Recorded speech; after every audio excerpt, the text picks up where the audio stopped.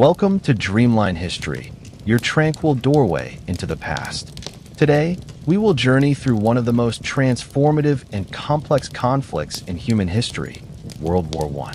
Together, we will explore the people, the events, and the stories that shaped this global conflict, allowing the details of history to drift gently into your mind. If you enjoy peaceful journeys through history, take a moment to like this video and subscribe to the channel. Your support helps us continue sharing these calm, immersive experiences. Now, let us begin, stepping softly back to the early 20th century, a world on the brink of dramatic change. The world at the dawn of the 20th century was a complex and interconnected place, shaped by centuries of history, diplomacy, and the slow accumulation of tensions. In Europe, the great powers of the time were engaged in a delicate balance of power, each watching the other with cautious eyes. Germany had unified less than 40 years earlier, emerging as a new and formidable presence in Central Europe.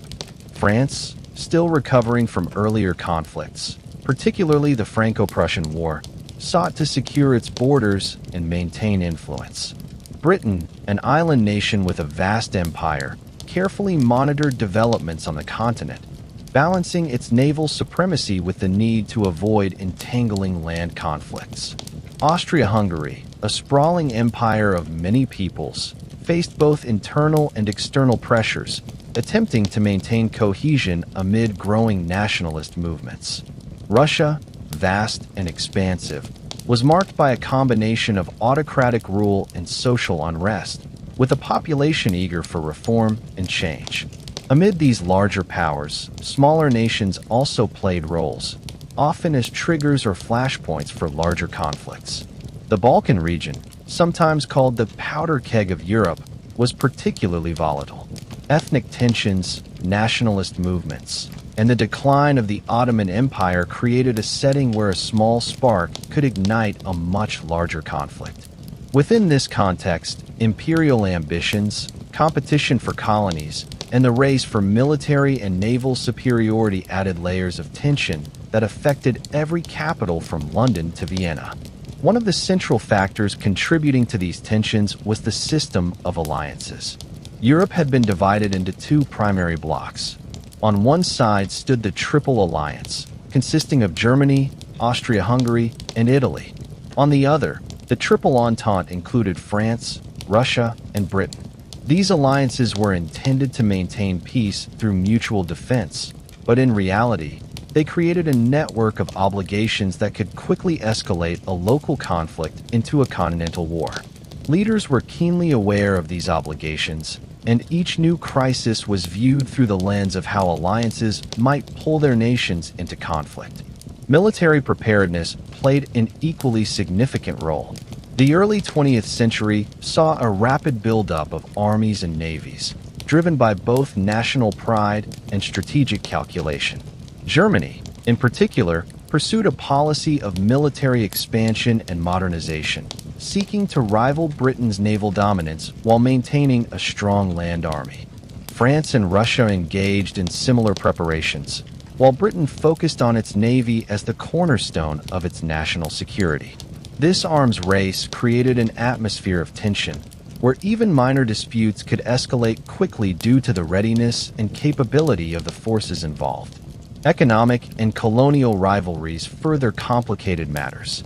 Nations competed for overseas territories, raw materials, and markets, particularly in Africa and Asia.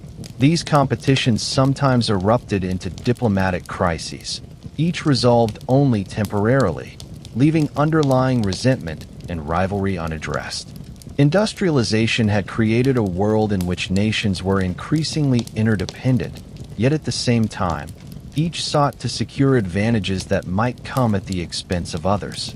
In many ways, the world of 1914 was a world where interconnections heightened vulnerability rather than security. Amid these tensions, a single event served as the immediate catalyst for the outbreak of war. On June 28, 1914, Archduke Franz Ferdinand of Austria-Hungary was assassinated in Sarajevo by a young nationalist. This act, carried out by an individual with ties to nationalist movements in the Balkans, set into motion a chain of diplomatic and military responses. Austria-Hungary, determined to assert its authority and punish those it held responsible, issued an ultimatum to Serbia. The demands were intentionally stringent, designed to be unacceptable in full. Serbia accepted many but not all of the conditions, and Austria-Hungary, using the partial rejection as justification, declared war on Serbia on July 28, 1914. The declaration of war triggered a series of mobilizations and countermobilizations. Russia, as protector of Slavic nations and ally of Serbia, began to mobilize its army. Germany, allied with Austria-Hungary, responded by preparing its forces for rapid movement, following long-standing military plans. France, bound by its alliance with Russia, began its own mobilization. Britain, initially hesitant, moved to protect Belgium, which Germany had declared it would violate in executing its plans. In this way, what might have been a regional conflict quickly expanded into a full-scale European war. Throughout these early weeks, the world witnessed both caution and rapid escalation. Diplomats and leaders debated, sending messages across capitals, hoping to prevent a larger war. Yet the mechanisms of alliances, military timetables, and nationalist fervor made de-escalation difficult. By August 1914, the great powers of Europe were fully engaged in conflict, each committed to objectives shaped by national interest, honor, and strategy. As armies began to move, the realities of modern warfare became increasingly clear. Trains, telegraphs, and early automobiles allowed for rapid troop movements, yet also revealed the logistical challenges of sustaining large armies. Communication was often slow and imperfect, leading to misunderstandings and errors. In the background, the civilian populations of many countries watched with a mixture of apprehension and curiosity, uncertain of the scale of the conflict, yet sensing its importance. While the political and military developments were decisive, cultural and social factors also played a subtle role. National pride, public opinion, and the press influenced the decisions of leaders. Newspapers and periodicals carried news and analysis, sometimes inflaming sentiment, sometimes calling for restraint. Ordinary citizens, soldiers in training, and families on the home front experienced a world that was increasingly dominated by events far beyond their immediate control.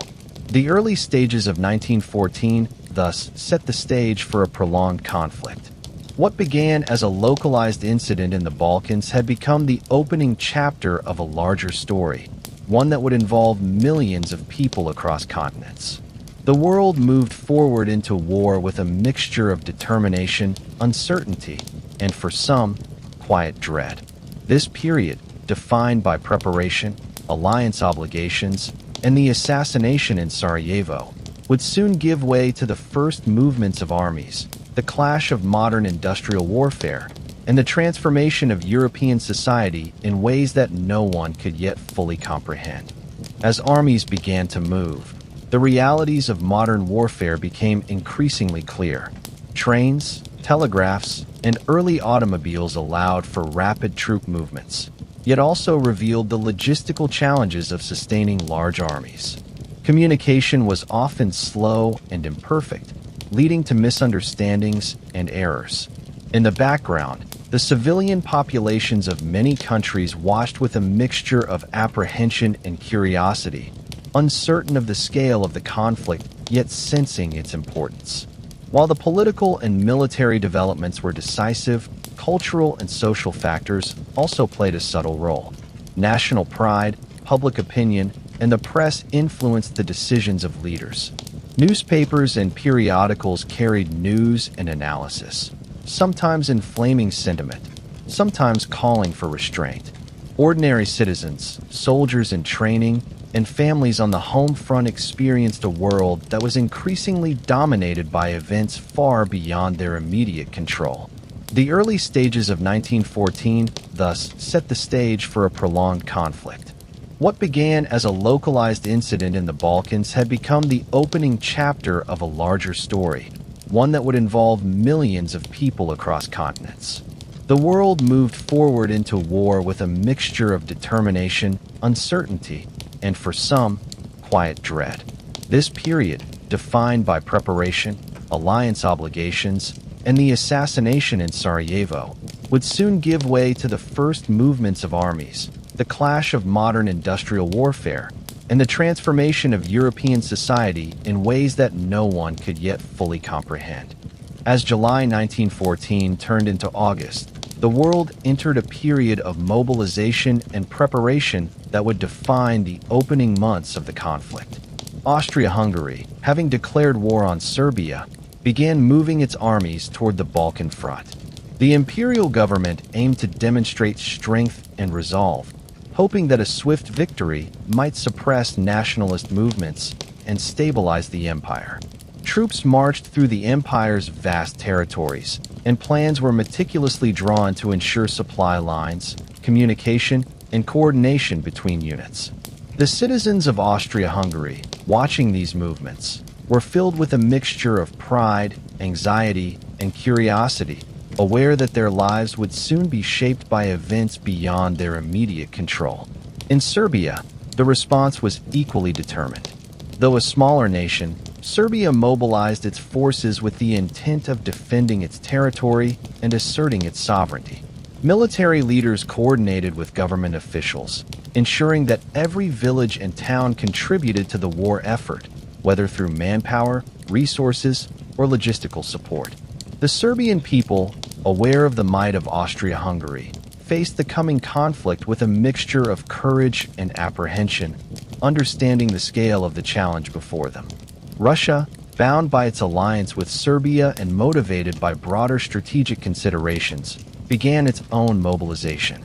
The Russian Empire, vast and diverse, faced unique challenges in moving its armies efficiently. Rail networks, though extensive, required careful scheduling to transport troops, artillery, and supplies over long distances. Local governments and communities played supporting roles, providing food, equipment, and accommodations for the moving armies. The Russian people, many of whom were peasants unaccustomed to the demands of modern warfare, now found themselves integral to the unfolding events, their daily lives entwined with the logistics of a nation preparing for war. Germany, allied with Austria-Hungary, prepared to implement a long-standing military plan known as the Schlieffen Plan.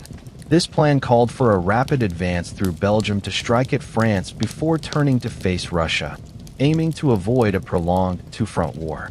German military leaders carefully coordinated troop movements, ensuring that divisions, cavalry, and artillery were positioned for maximum effectiveness.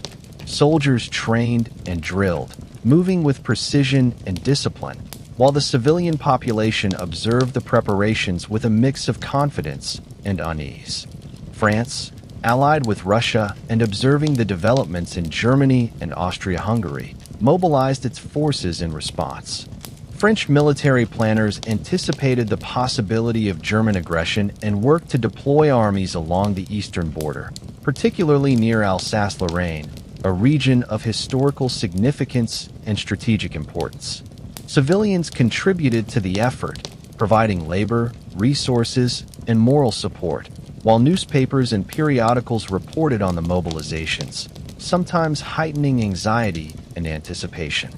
Britain, initially hesitant to enter the conflict, faced a strategic decision regarding its obligations to Belgium and its broader interests on the continent. When Germany declared its intention to pass through Belgium as part of the Schlieffen Plan, Britain prepared to act. Troops were mobilized, naval forces positioned, and communications with France and other allies coordinated. British citizens, aware of the unfolding crisis, followed developments closely, their attention drawn to both the immediate threat and the broader implications for the nation and its empire. By early August, the armies of Europe were in motion. Roads, railways, and communication networks were filled with activity.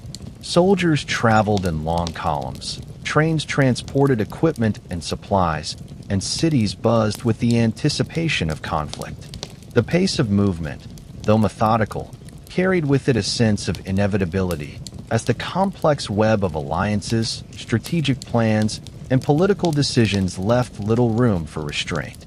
The first encounters of the war occurred along multiple fronts, as armies met in what would soon be called the Battle of the Frontiers. In Lorraine, in Belgium, and in northern France, initial clashes tested the strength and readiness of European armies. Soldiers faced harsh realities, including long marches, difficult terrain, and the challenges of coordinating large-scale maneuvers under the uncertainty of combat.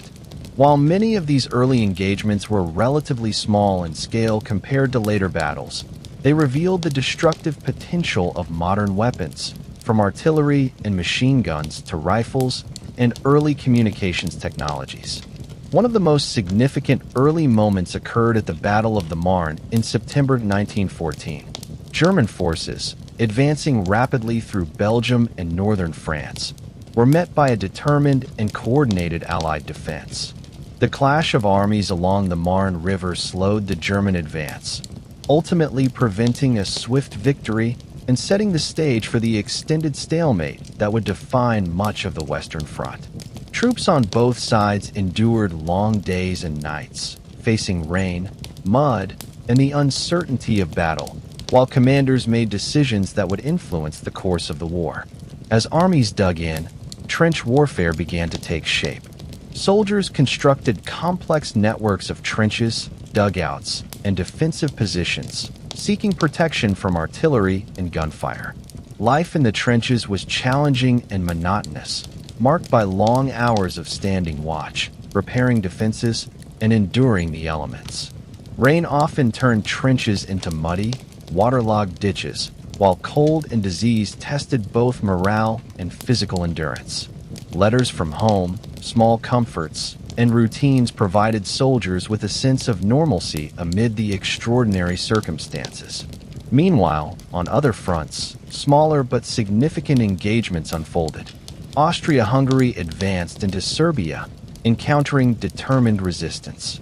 Russia engaged German and Austro-Hungarian forces on the Eastern Front, testing strategies and supply lines. Each of these theaters highlighted the complexity of a war that was no longer confined to a single region, but spreading across borders, involving millions of soldiers and countless logistical considerations. By the end of 1914, Europe had transitioned from a continent bracing for potential conflict to a landscape defined by active, large-scale war. Cities, towns, and countrysides bore witness to the movement of armies, the construction of defenses, and the early lessons of industrialized warfare. For civilians and soldiers alike, the pace of life shifted, routines adapted to the needs of nations at war, and the scale of human effort became apparent. This early period established patterns that would persist throughout the conflict: entrenched positions, careful logistical planning, and the importance of communication and coordination. It also revealed the human cost of war, even in its initial stages, as casualties mounted, supplies were strained, and societies adjusted to the demands of a conflict whose duration and intensity were still uncertain. As 1915 began, the conflict that had erupted across Europe in 1914 settled into a rhythm defined by the realities of modern industrial warfare. On the Western Front, the initial movements and maneuvers of armies gave way to a more static form of combat. The rapid advances envisioned by military planners had largely stalled, replaced by long lines of trenches stretching across northern France and Belgium. These trenches were not simple ditches, but complex systems of fortifications designed to protect soldiers from the increasing power of modern weaponry. They were connected by communication trenches, reinforced with sandbags, wooden planks, and barbed wire, forming a network that would dominate much of the war. Life in the trenches was a mixture of routine, vigilance, and endurance. Soldiers spent hours on sentry duty, observing no man's land, repairing defenses, and maintaining equipment. Daily routines became central to maintaining morale and order.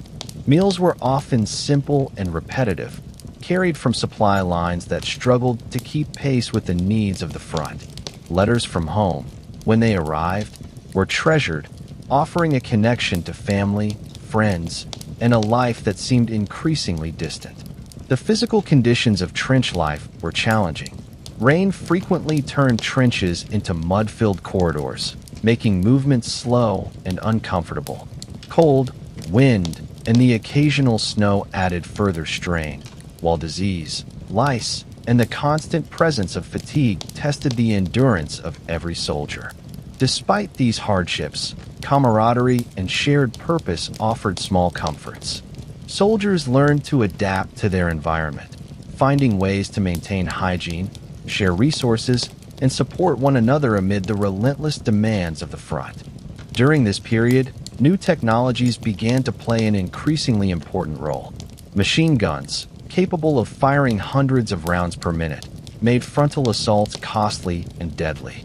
Artillery, often fired from long distances, could devastate entire sections of the battlefield in moments. Early chemical weapons, though limited in scope, introduced an additional layer of danger, creating conditions that were not only physically harmful but psychologically taxing. Airplanes, still a relatively new technology, were used for reconnaissance, observation, and occasional attacks, providing a broader perspective on the battlefield than had ever been possible before. Several notable battles of 1915 demonstrated both the brutality of trench warfare and the determination of the armies involved.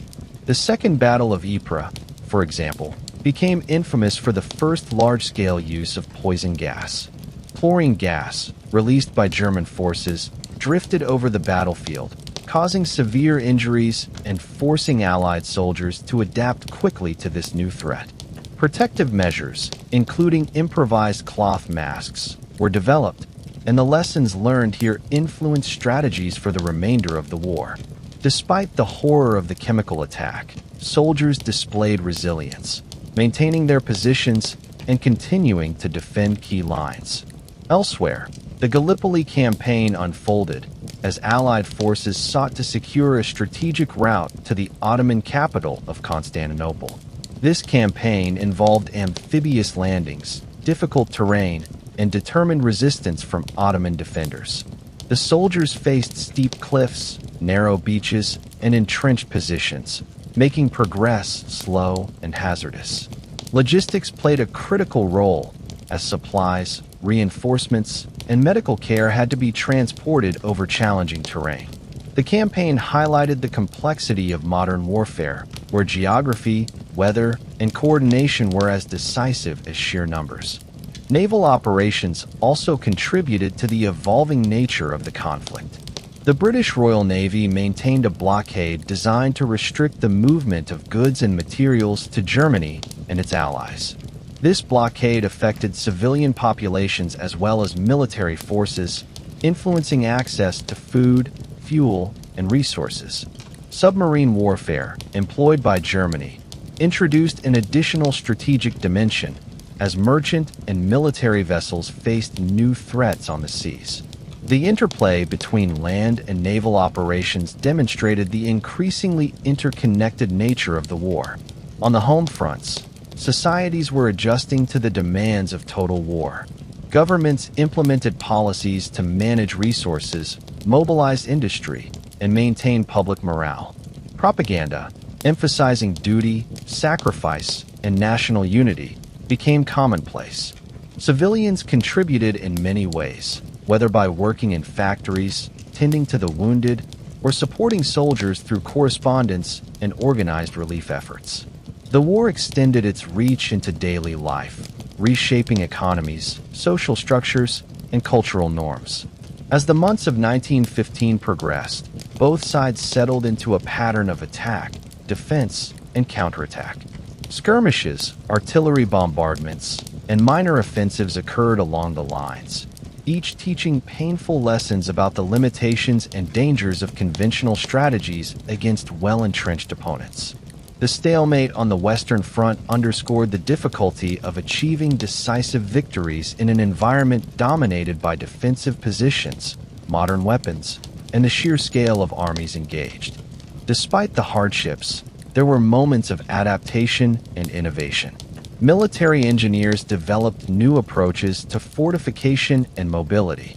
Communication systems, including telephone lines and signal methods, improved coordination.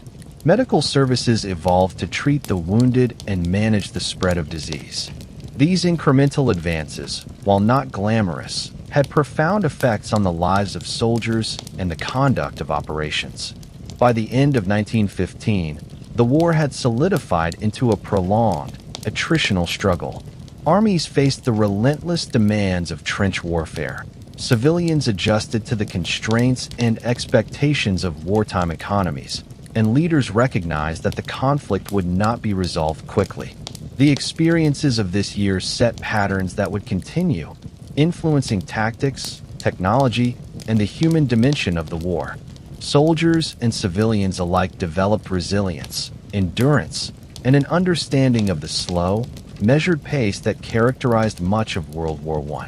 As 1916 unfolded, the Western Front remained largely static, a vast expanse of trenches, barbed wire, and fortified positions stretching across northern France and Belgium. Soldiers had grown accustomed to the rhythms of trench life, where each day blended into the next with routines of watchkeeping, maintenance, and the careful observation of the terrain beyond. Rain and mud continued to shape the landscape, transforming trenches into waterlogged passages, and yet the soldiers adapted, finding ways to maintain order and a sense of purpose amid the ongoing monotony and hardship. Amid this static warfare, the nature of combat evolved. Artillery bombardments became longer and more intense, often preceding infantry advances. Large numbers of shells, sometimes fired over days, would devastate enemy positions and alter the landscape. Soldiers learned to anticipate bombardments, taking cover in dugouts and reinforced shelters, and quickly returning to the surface once the barrage passed. These moments demanded patience, courage, and a deep understanding of the terrain, as survival often depended on knowledge, timing, and careful movement. One of the most significant engagements of 1916 began in February at Verdun. Verdun, a historic fortress city in northeastern France, became the focal point of a German offensive aimed at breaking French morale and depleting its resources. The battle lasted for months, with both sides committing immense numbers of soldiers and artillery. Trenches at Verdun were transformed into intricate defensive networks, with concrete bunkers, underground shelters, and miles of communication trenches. Soldiers endured relentless bombardment, facing mud, water, and the constant presence of danger. The landscape itself was reshaped, forests reduced to splintered stumps, hills pockmarked with craters, and rivers and streams clogged with debris. Daily life at Verdun demanded endurance. Soldiers rotated between frontline positions and rear areas, allowing brief periods of rest, repair, and sustenance. Food was often limited to simple rations, and water had to be collected from nearby streams or supplied under difficult conditions. Medical facilities, though strained, provided care for the wounded, and the arrival of reinforcements became a crucial factor in sustaining the ongoing defense. Despite the intense pressure, soldiers developed routines that allowed them to continue their duties, maintaining a balance between vigilance and the quiet moments necessary for survival. Further west, another major engagement was underway along the Somme River. The Battle of the Somme, beginning in July 1916, represented one of the largest offensives of the war, involving millions of men from British, French, and German forces. Preparatory artillery bombardments attempted to weaken German positions, followed by coordinated infantry advances across no man's land. The scale of the operation required careful planning, with engineers, medical staff, and supply units working in concert to support the frontline troops. The battle highlighted both the potential and the limitations of coordinated assaults against fortified positions, and the challenges of sustaining operations in a landscape transformed by prior shelling and entrenched defenses. Amid these battles, new technologies were steadily integrated into operations. Tanks, introduced on the Somme, provided a measure of mobility and protection for infantry, though early models were slow and prone to mechanical failure. Chemical weapons, including chlorine and phosgene gas, were employed to break stalemates, requiring soldiers to adapt protective measures and modify tactics. Aircraft, increasingly used for reconnaissance and limited bombing, allowed commanders to observe enemy movements and plan more effectively. Each technological advancement demanded adaptation, training, and careful coordination to achieve even modest results on the battlefield. The human dimension of the war was ever present. Soldiers faced fatigue, exposure, and the constant uncertainty of life and death. Small acts of care, such as sharing food, writing letters, or repairing equipment, became vital to maintaining morale. The routines developed over months of trench life provided structure, even as the scale and intensity of battles demanded resilience and endurance. Commanders, understanding the limits of their men and resources, often balanced aggressive strategies with practical considerations, striving to achieve objectives while preserving the ability of forces to continue fighting. Behind the front lines, the war continued to shape societies. Civilian populations supported the war effort through labor, production, and volunteer work. Factories produced weapons, ammunition, and supplies, often operating around the clock. Governments coordinated transportation, rationing, and communication to ensure that the immense demands of the war were met. Newspapers and other media conveyed information, providing both updates and reassurance, while families adapted to the prolonged absence of soldiers and the stresses of life in a nation at war. By the end of 1916, the battles of Verdun and the Somme had demonstrated both the destructive power of modern warfare and the remarkable endurance of those involved. Tens of thousands of soldiers had been wounded or killed, landscapes had been transformed, and societies had been mobilized on an unprecedented scale. Yet despite the immense challenges, the conflict continued, shaped by strategic objectives, technological innovation, and the persistence of human determination. The year also reinforced the central truth of World War I, that victory required more than strength alone. Logistics, coordination, adaptation, and endurance were equally vital. Soldiers, engineers, and medical personnel alike contributed to a vast effort that combined planning, execution, and survival. Daily life, whether in the trenches or on the home front, became intertwined with the demands of war, forming a continuous cycle of preparation, engagement, and recovery. As the winter of 1916 approached, the armies settled once more into a rhythm dictated by the seasons, the terrain, and the strategic imperatives of commanders. Trenches were repaired and reinforced, artillery positions maintained, and supply lines secured. Soldiers took advantage of brief lulls to rest, communicate with family, and prepare for the operations that would inevitably resume with the arrival of spring. In this way, the cycle of World War I continued, marked by steady, relentless effort, adaptation to new conditions, and the quiet endurance of millions of individuals caught in a conflict that spanned continents.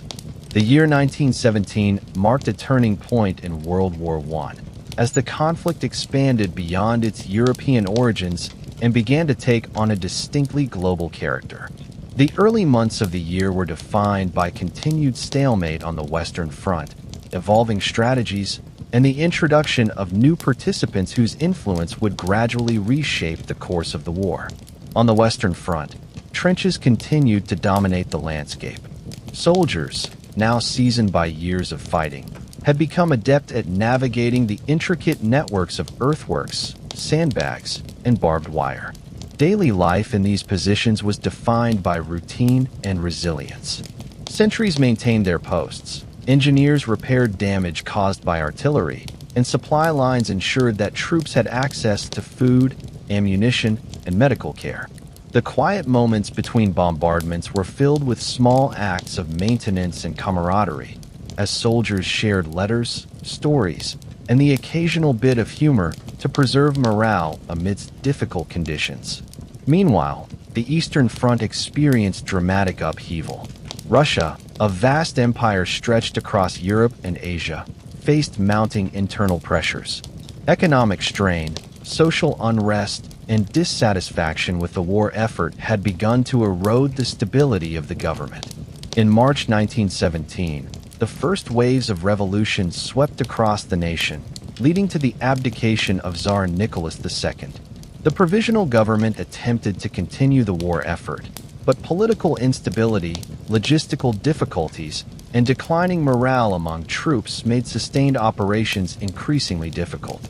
Russian forces continued to engage German and Austro-Hungarian armies, but their effectiveness was diminished, and the eventual withdrawal from the war would have profound strategic consequences. In the West, the United States had maintained a stance of neutrality for much of the war. However, repeated incidents at sea, including attacks on American and neutral shipping by German U-boats, gradually shifted public opinion and political resolve. The resumption of unrestricted submarine warfare by Germany, combined with diplomatic efforts such as the interception of the Zimmermann telegram, ultimately led the United States to declare war on Germany in April 1917. This entry brought fresh troops, resources, and industrial capacity to the Allied cause, signaling a change in the balance of power that would become increasingly apparent in the months to follow. The experiences of soldiers on all fronts continued to shape the character of the conflict.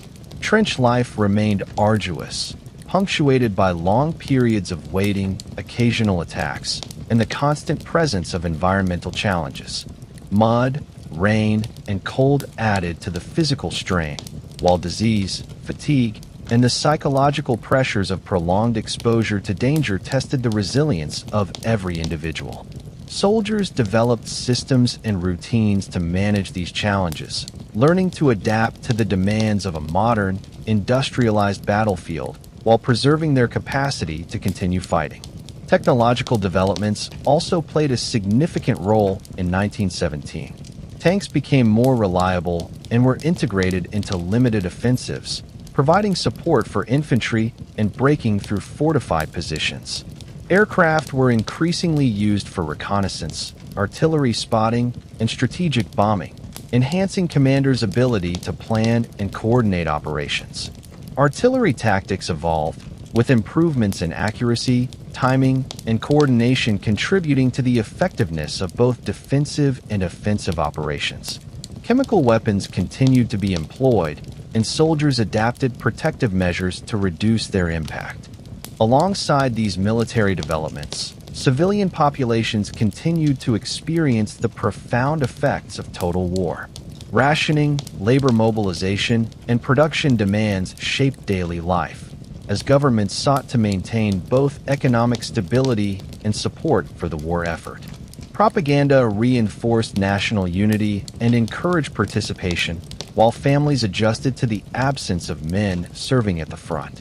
In some regions, shortages and disruptions were severe, yet communities found ways to cope, drawing on shared resources, resilience, and mutual support. Throughout 1917, both strategic and human factors converged to shape the ongoing conflict. Commanders planned operations with careful attention to logistics, intelligence, and the disposition of enemy forces, while soldiers executed these plans under challenging conditions. Civilians supported the war effort, contributing labor, resources, and morale, ensuring that the vast machinery of total war could continue to function. Across continents, the conflict had become a complex interplay of preparation, endurance, and adaptation, where every action had consequences for those on the front lines and at home. By the end of the year, the stage was set for further transformations. The Russian withdrawal would free Central Powers forces for redeployment elsewhere, while the arrival of American troops promised to bolster the Allies. The Western Front remained defined by entrenched positions, artillery bombardments, and limited offensives, but the introduction of fresh resources and the shifting balance of global power hinted at the eventual resolution of the stalemate.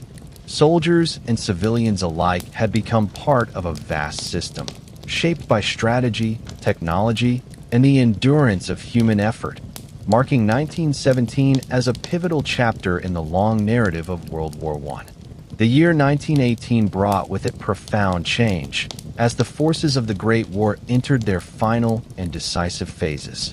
Soldiers on the Western Front had endured years of trench warfare, repeated offensives, and relentless artillery bombardments. By this time, both sides were intimately familiar with the rhythms of trench life, the movements of armies, and the careful calculations required to sustain operations over long distances. The landscapes of northern France and Belgium bore the marks of prolonged conflict, with forests reduced to splintered stumps, fields cratered and scarred, and villages heavily damaged or entirely rebuilt. In early 1918, German commanders launched the Spring Offensive, a series of rapid attacks intended to break the stalemate on the Western Front before American forces could fully arrive. These offensives, known as the Ludendorff Offensives, employed concentrated artillery barrages followed by coordinated infantry advances, seeking to exploit weaknesses in the Allied lines. Soldiers faced intense pressure as they advanced across no man's land, often encountering well-prepared defenses, barbed wire, and counterattacks. The scale of the operations demanded careful planning, with supply units, medical staff, and reinforcements moving in support of frontline troops. Despite initial German gains, the offensives ultimately strained both manpower and resources. Extended supply lines, exhausted troops, and the resilience of Allied forces slowed progress. Soldiers on both sides adapted to changing conditions, finding ways to maintain endurance, repair defenses, and coordinate with their units. The Spring Offensive, while demonstrating the potential of well-coordinated attacks, also revealed the limitations of sustained assaults against modern fortifications, highlighting the challenges inherent in the mechanized, industrialized nature of the war. Meanwhile, Allied forces, strengthened by the arrival of American troops and the growing coordination between British, French, and other forces, began a series of counteroffensives in the latter part of the year. These operations, executed with careful timing and combined arms tactics, gradually regained lost territory and applied sustained pressure on the German armies. Soldiers, engineers, and medical personnel worked in concert, ensuring that logistics, communications, and battlefield support maintained the tempo required for successful operations. The coordination of artillery, infantry, and emerging technologies such as tanks and aircraft contributed to the growing effectiveness of these offensives. On the Eastern Front, the withdrawal of Russia following the 1917 revolution had allowed Germany and Austria-Hungary to reallocate some forces, but internal pressures and resource constraints limited their ability to capitalize fully on these redeployments. Political instability, economic strain, and war fatigue increasingly affected the Central Powers. Civilian populations, facing shortages and the cumulative effects of years of total war, experienced disruption and hardship, influencing both morale and the capacity to sustain the war effort. Throughout 1918, soldiers continued to face the physical and psychological demands of prolonged combat. Trenches, while still essential, were supplemented by advances in defensive strategy, including more sophisticated networks of bunkers, machine gun positions, and communication lines. Daily routines balanced vigilance with the need for rest, maintenance, and preparation for upcoming operations.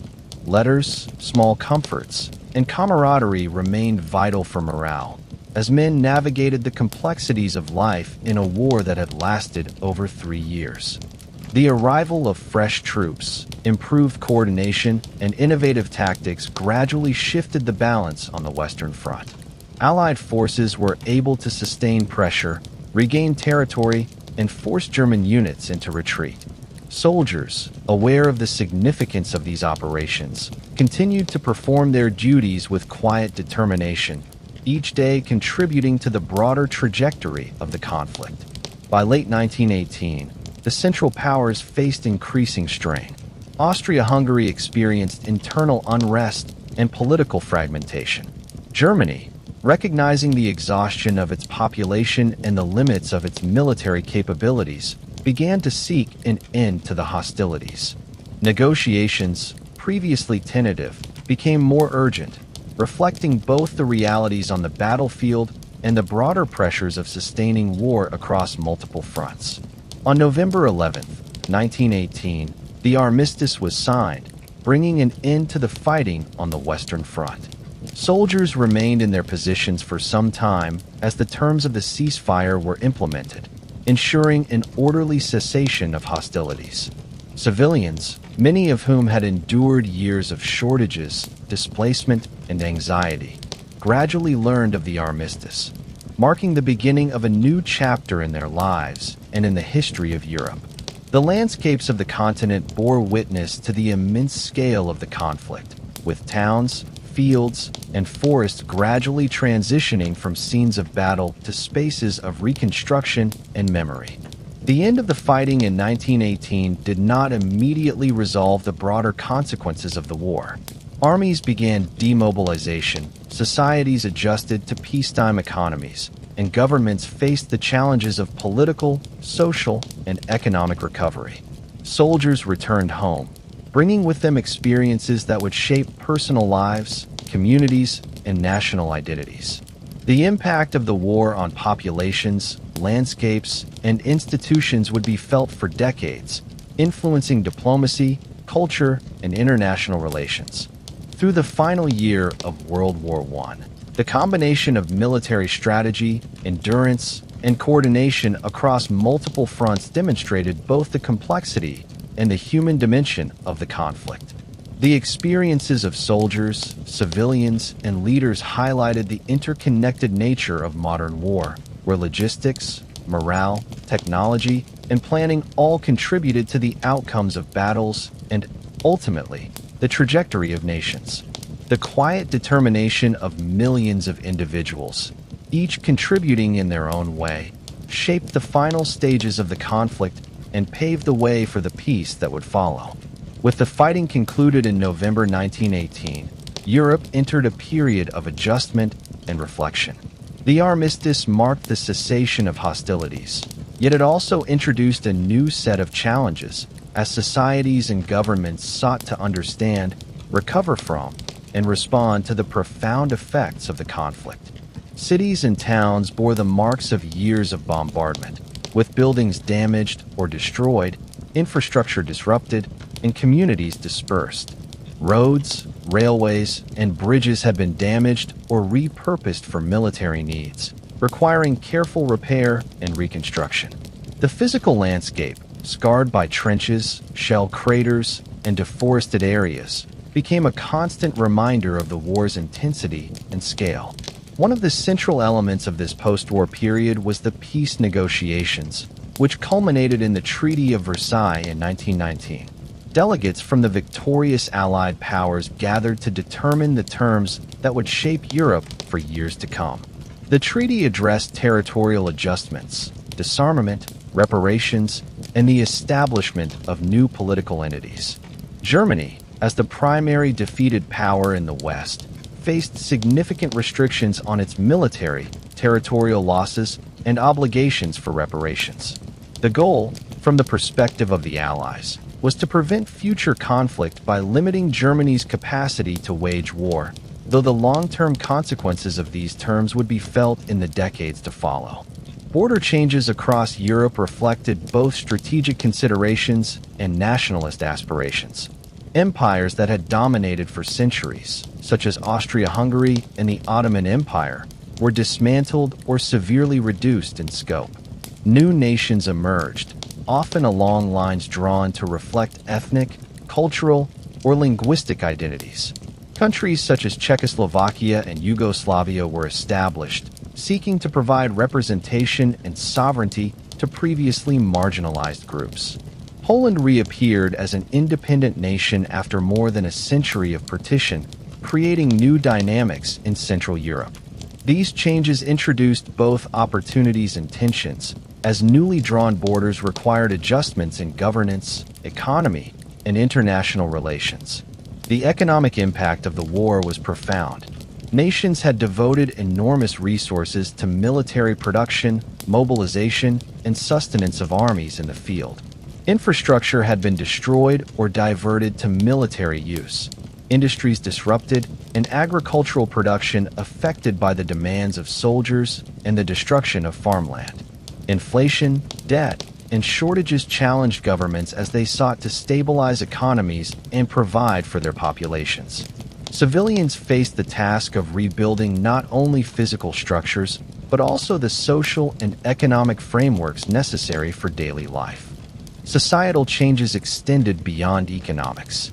Women, who had taken on roles in factories, offices, and other areas during the war, continued to influence public life and labor markets.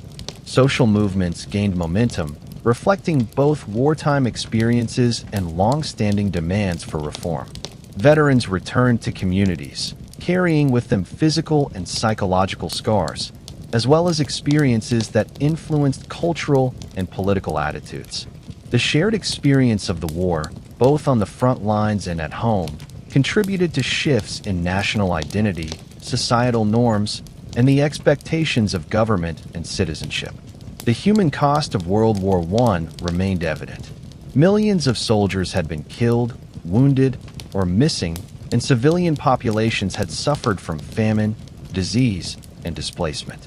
Memorials, cemeteries, and monuments began to appear across Europe, providing spaces for remembrance and reflection. Families adapted to loss and change, while societies grappled with the challenge of honoring the dead and supporting those who survived. The psychological impact of the war, though less visible than physical damage, influenced literature, art, and cultural expression, shaping a generation's understanding of both conflict and peace. In addition to national adjustments, the international community took steps to establish mechanisms intended to prevent future conflict. The League of Nations, conceived as part of the post-war settlement, sought to provide a forum for diplomacy, negotiation, and collective security. Though its effectiveness would later be debated, the League represented an early attempt to institutionalize international cooperation and conflict resolution, reflecting the desire to learn from the immense human and material costs of the Great War. Education, culture, and memory were also influenced by the aftermath of the conflict. Schools, newspapers, and public institutions conveyed the experiences and lessons of the war to a broader population. Literature, art, and music reflected both the tragedy and the endurance of those who lived through the years of fighting. Communities organized commemorations, ceremonies, and storytelling, passing down the knowledge of what had occurred, the sacrifices made, and the importance of peace. As 1919 progressed, Europe began the slow process of recovery. Infrastructure projects repaired roads, bridges, and railways. Agricultural and industrial production resumed, though often at reduced capacity. Governments implemented policies to stabilize currencies, manage debt, and provide social support to citizens affected by the war. In towns and cities, markets reopened, schools resumed classes, and daily life gradually regained a sense of rhythm and predictability. Through these changes, the legacy of the Great War remained ever present. Landscapes, economies, political boundaries, and social structures had been reshaped, influencing both immediate experiences and long-term development. The scale and intensity of the conflict had demonstrated the power of industrialized warfare, the complexity of international relations, and the resilience of human societies in the face of extraordinary challenges.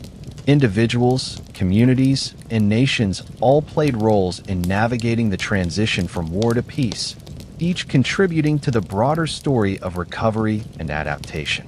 As the immediate post-war period progressed, the human and societal impact of World War I became increasingly evident.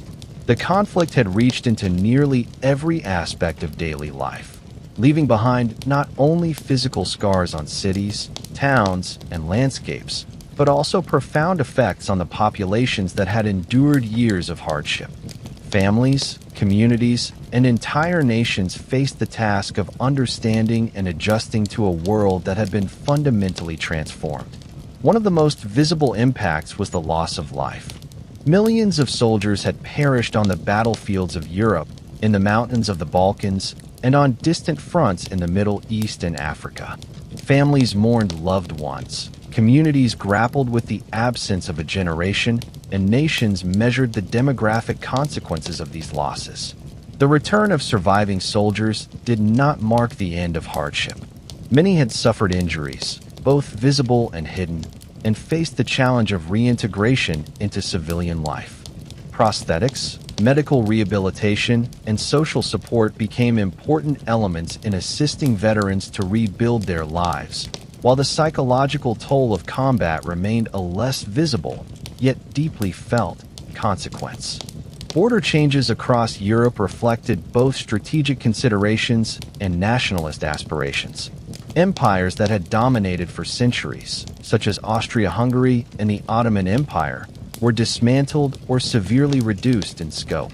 New nations emerged, often along lines drawn to reflect ethnic, cultural, or linguistic identities.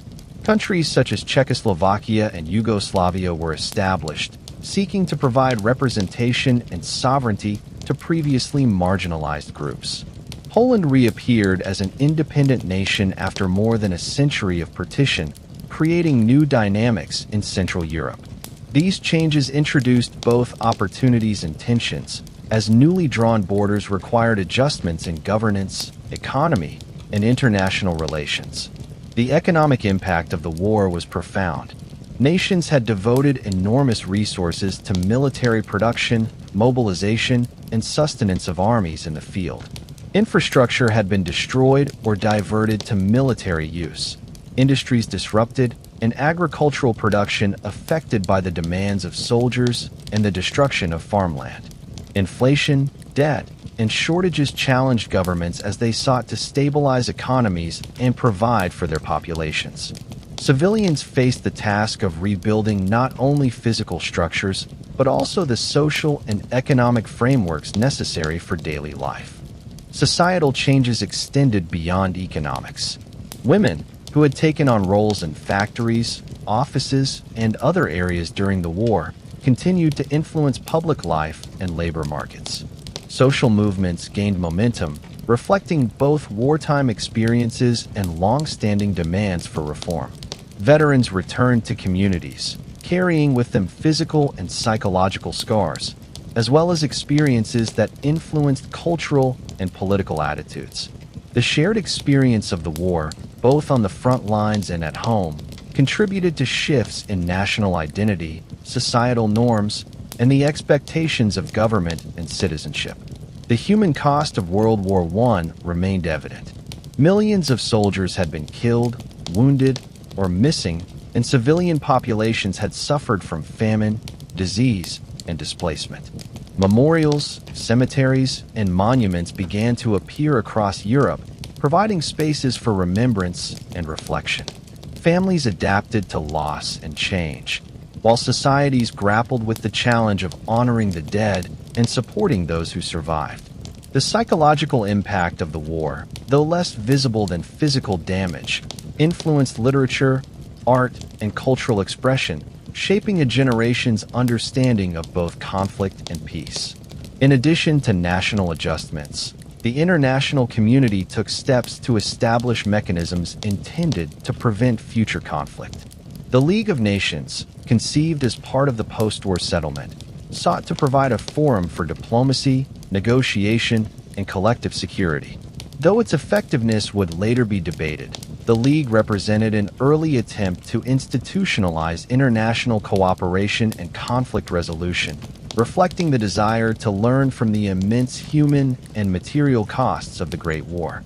Education, culture, and memory were also influenced by the aftermath of the conflict.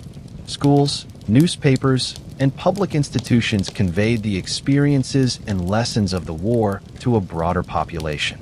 Literature, art, and music reflected both the tragedy and the endurance of those who lived through the years of fighting. Communities organized commemorations, ceremonies, and storytelling, passing down the knowledge of what had occurred, the sacrifices made, and the importance of peace. As 1919 progressed, Europe began the slow process of recovery. Infrastructure projects repaired roads, bridges, and railways. Agricultural and industrial production resumed, though often at reduced capacity. Governments implemented policies to stabilize currencies, manage debt, and provide social support to citizens affected by the war. In towns and cities, markets reopened, schools resumed classes, and daily life gradually regained a sense of rhythm and predictability. Through these changes, the legacy of the Great War remained ever present. Landscapes, economies, political boundaries, and social structures had been reshaped, influencing both immediate experiences and long-term development.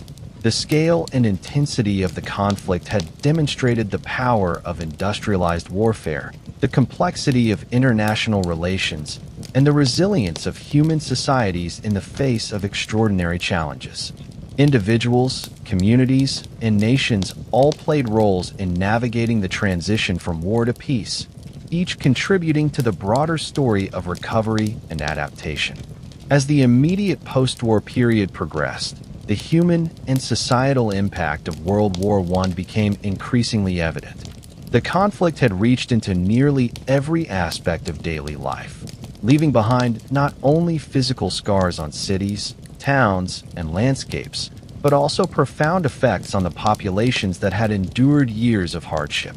Families, communities, and entire nations faced the task of understanding and adjusting to a world that had been fundamentally transformed.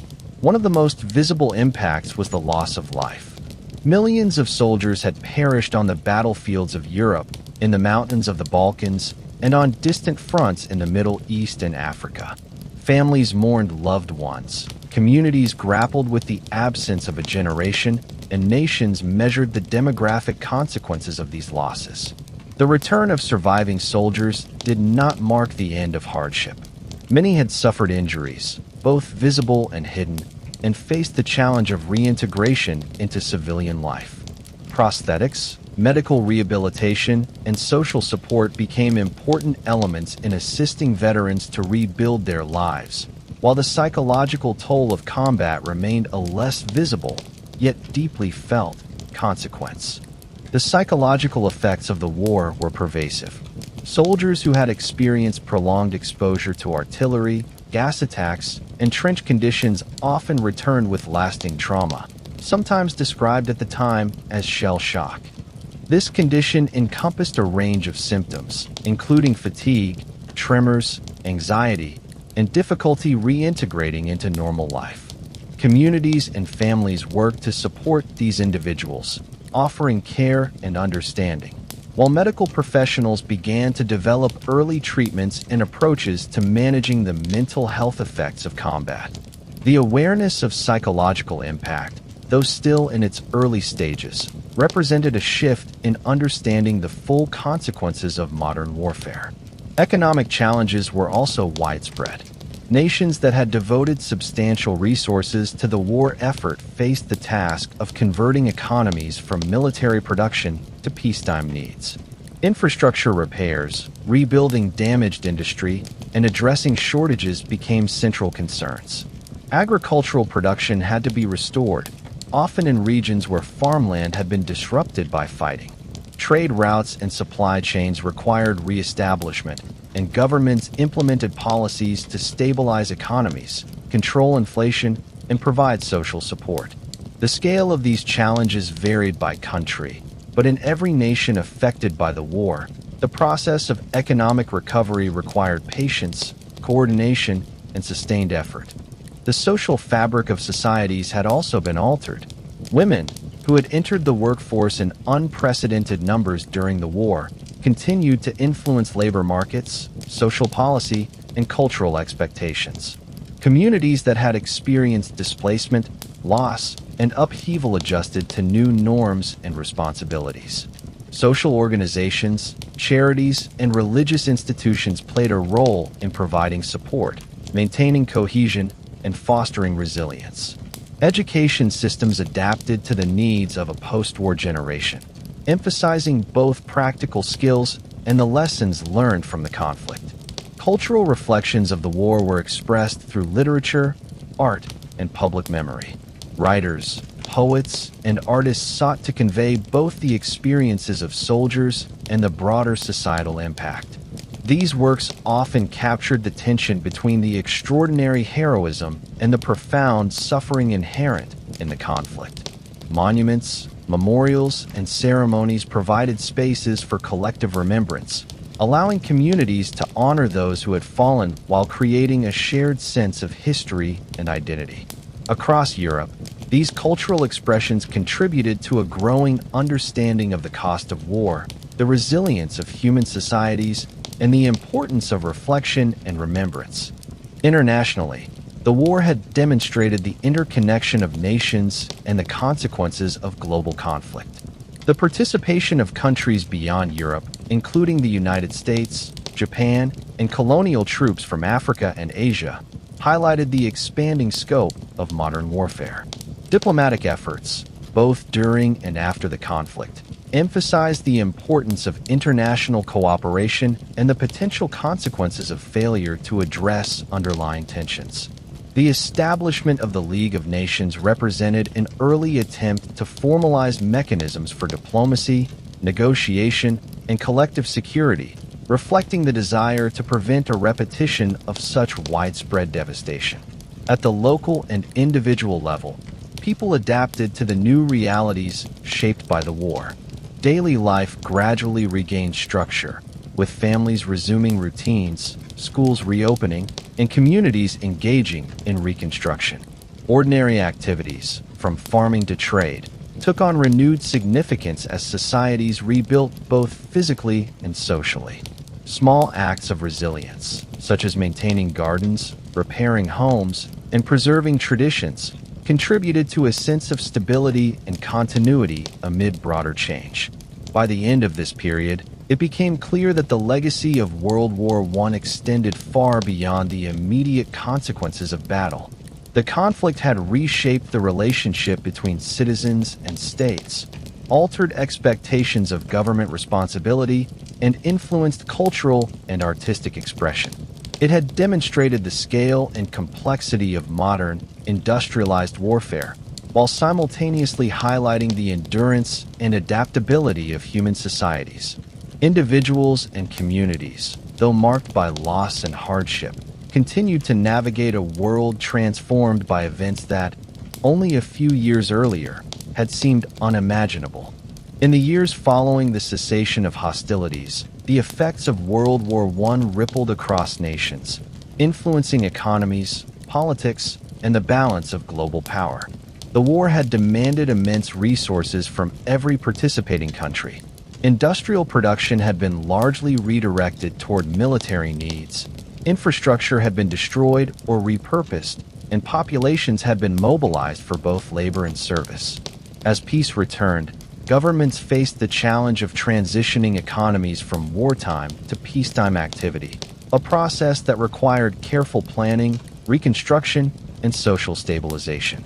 The economic impact of the war was profound and multifaceted. European nations had incurred substantial debts to finance the conflict, and inflation became a common challenge. Currency values fluctuated, affecting trade and purchasing power. Industrial centers, previously focused on producing weapons, munitions, and supplies, needed to shift production back to consumer goods and essential services. In rural areas, farmland had often been damaged or neglected, and agricultural output needed time to recover. Governments implemented policies to restore production, stabilize prices, and support returning soldiers, recognizing that the prosperity of the nation depended on a careful balance between economic recovery and social welfare. The Treaty of Versailles, signed in 1919, introduced additional economic considerations. Germany, in particular, was required to make reparations to the Allied powers, a financial obligation that placed long-term strain on the country's economy. These reparations influenced currency stability, industrial capacity, and public morale. Other nations faced the costs of rebuilding infrastructure, caring for veterans, and reintegrating displaced populations. The allocation of resources required coordination between governments, businesses, and communities, highlighting the interconnected nature of recovery efforts across Europe. The war also reshaped global power dynamics. Europe, long the center of political and economic influence, had been profoundly affected by the conflict. Some empires, such as Austria-Hungary and the Ottoman Empire, dissolved or were significantly weakened, creating opportunities for new nations and altering the regional balance of power. The United States, which had entered the war later but with decisive impact, emerged as a major international player, its economic and military influence increasingly felt on the global stage. Similarly, Japan and other non-European powers began to expand their roles in international trade, diplomacy, and territorial ambitions, reflecting a more multipolar world. Social and political shifts accompanied these economic and geopolitical changes. Revolutions, uprisings, and political movements emerged in various countries, driven by dissatisfaction with existing governance, economic hardship, and a desire for greater representation or reform.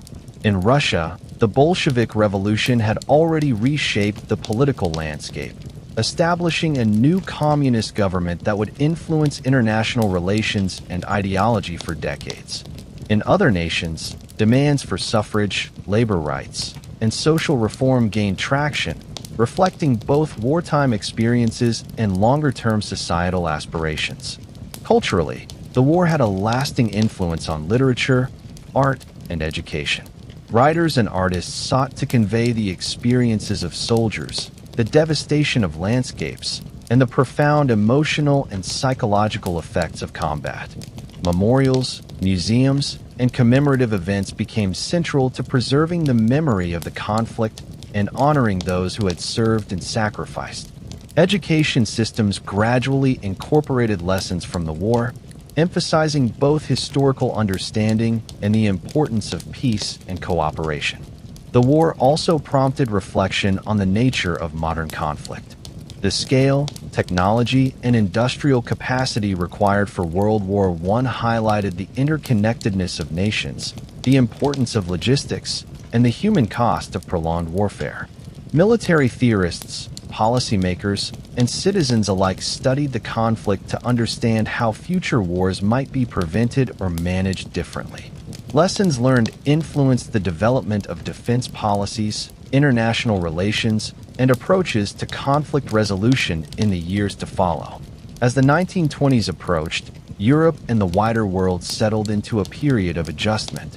Economies stabilized gradually, international alliances were reconsidered, and governments implemented reforms to address social and political tensions.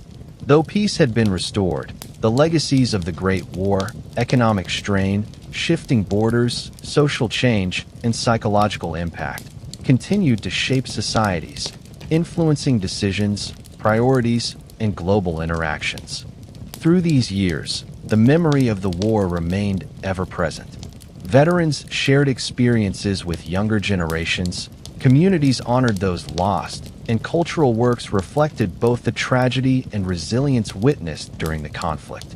The enduring effects of World War I would resonate not only in the immediate post-war period, but also in the decades that followed, shaping political, economic, and social landscapes in profound and lasting ways. As the world moved further from the armistice of 1918, nations began to adjust to the long-term consequences of the Great War. The interwar years, stretching from 1919 through the 1920s and early 1930s, were a period of rebuilding, reflection, and cautious hope. Societies focused on reconstructing cities, reviving economies, and restoring the routines of daily life that had been disrupted by years of conflict. Streets were repaired, factories reopened, schools resumed classes, and marketplaces gradually filled with the bustle of commerce. Even amid the challenges, there was a sense of resilience, as people sought to re-establish continuity in their lives. The cultural memory of the war became a central aspect of the post-war period. Monuments, cemeteries, and memorials were established across Europe to honor those who had perished. Communities organized commemorative ceremonies, and educational programs began to incorporate lessons from the conflict, ensuring that the experiences of soldiers and civilians would not be forgotten. Literature, poetry, and visual arts flourished as creators sought to express both the heroism and the tragedy witnessed during the war.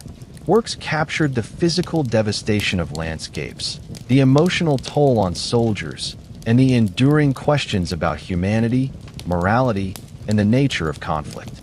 Economically, nations faced the challenge of reintegration and stabilization. Governments managed wartime debt, inflation, and the costs of reconstruction. Industrial sectors transitioned from producing weapons and supplies to consumer goods and infrastructure projects. Agricultural recovery was essential, particularly in regions where farmland had been damaged or neglected during years of occupation or fighting. Labor forces had shifted during the war, with women and marginalized groups taking on new roles, and societies gradually adjusted to these changes while negotiating social and political expectations. The war also reshaped the global balance of power. Europe, once the dominant center of political influence, had been weakened economically and socially.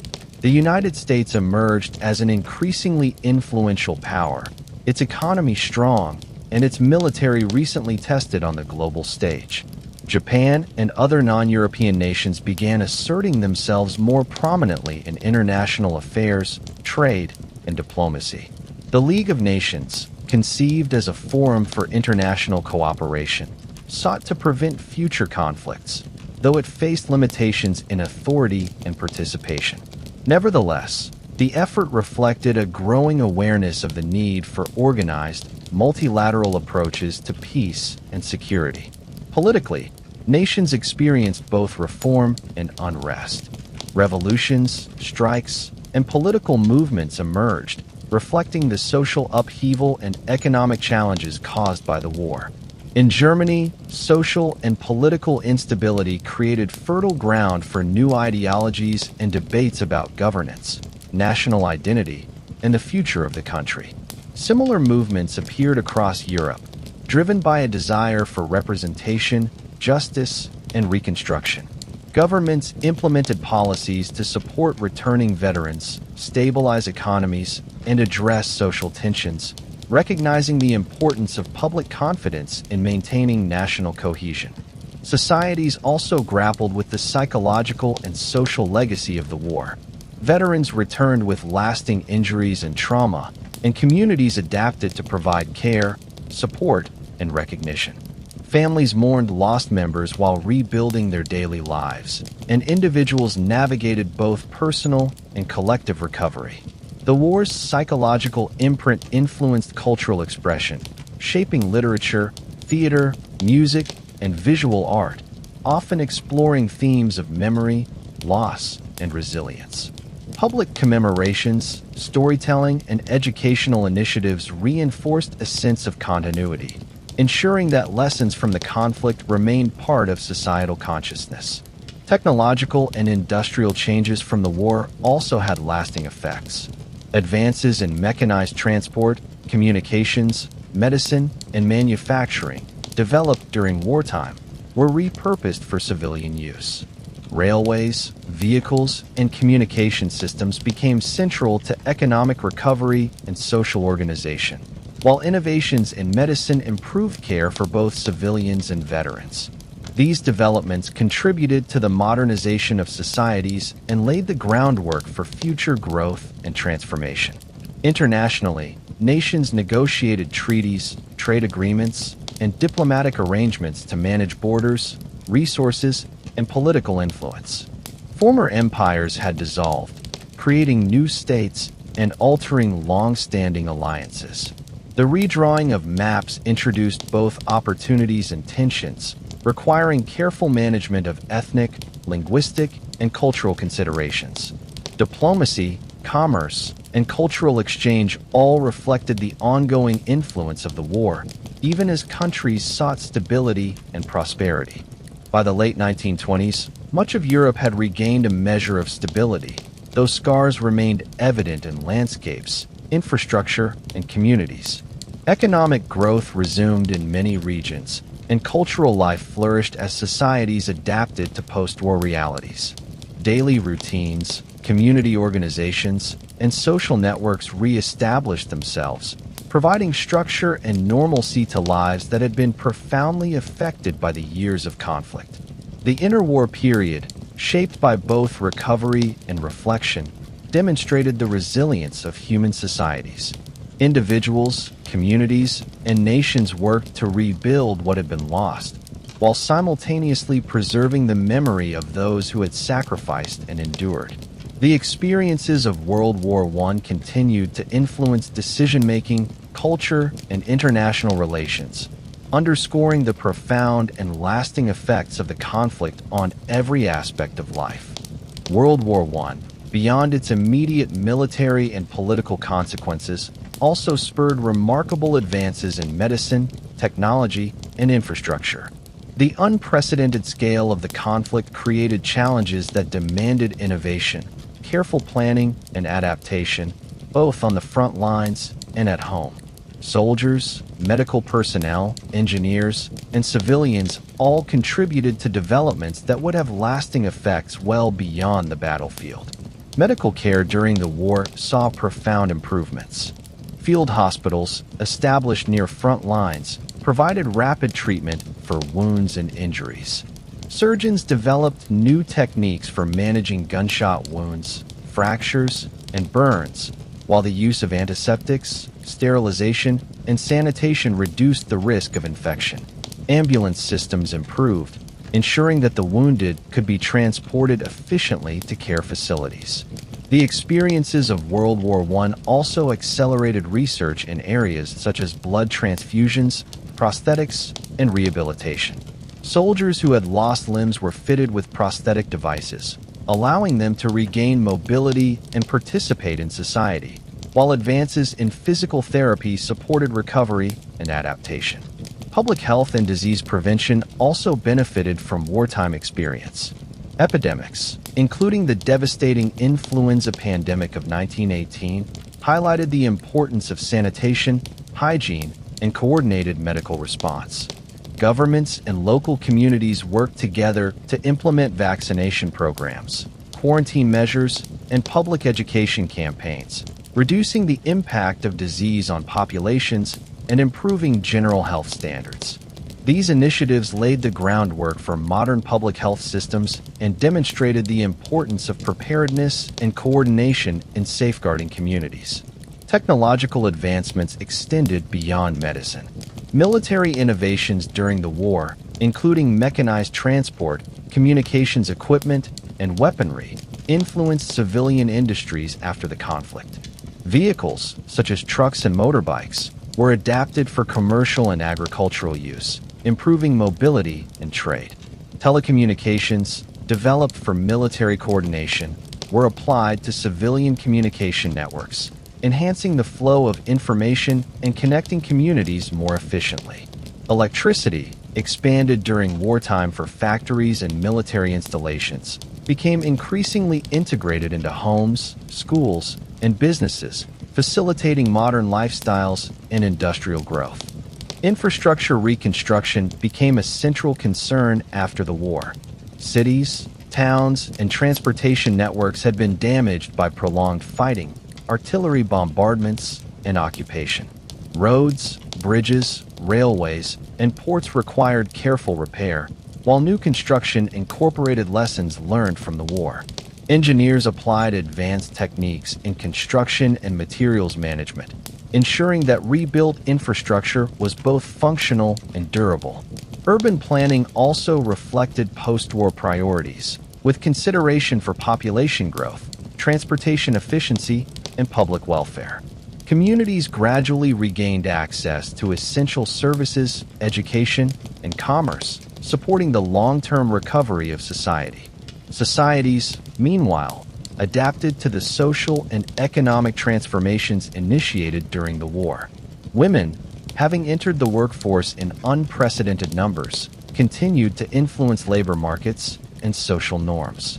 Communities developed systems of support for veterans, including housing, employment, and medical care. Education systems evolved to meet the needs of new generations, emphasizing skills, knowledge, and civic responsibility. Cultural activities, from theater to literature and visual arts, reflected both the trauma and resilience experienced during the conflict, contributing to a collective understanding of human endurance and adaptability. At the individual level, people adjusted to a world that had changed dramatically. Families reunited after years of separation, while individuals learned to navigate new economic, social, and technological realities. Small daily routines, maintaining gardens, restoring homes, and resuming trade or agricultural work, provided structure and a sense of normalcy. These acts, repeated across communities, built the foundation for long-term recovery and stability. Patience, persistence, and careful planning characterized the gradual reconstruction of lives disrupted by years of global conflict. Internationally, the lessons of World War I influenced diplomacy, trade, and collaboration. Countries recognized the importance of coordinated infrastructure, public health systems, and technological innovation in both peacetime and potential conflict. Organizations such as the League of Nations sought to promote dialogue, negotiation, and collective security, reflecting an understanding that modern societies were interconnected and that cooperation was essential to avoid future large-scale wars.